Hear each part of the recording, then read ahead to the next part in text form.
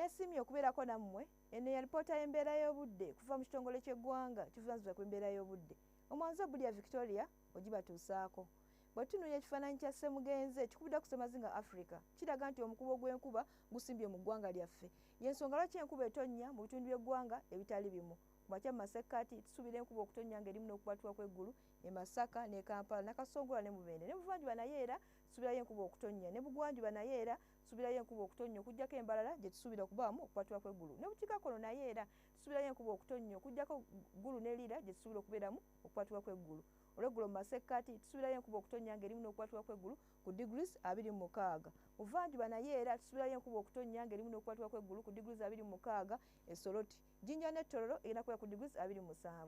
Ne bugwanjuba era tusuubirayo enkuba okutonnya ku degrees 28 e Kasese, 23 e Kabaale. Yo Masinde erina kubeera ku degrees 25. Bukiikakkono naye era tusuubirayo enkuba okutonnya ng'erimu n'okukwatibwa kw'eggulu okuva ku degrees 25 okutuuka ku 28.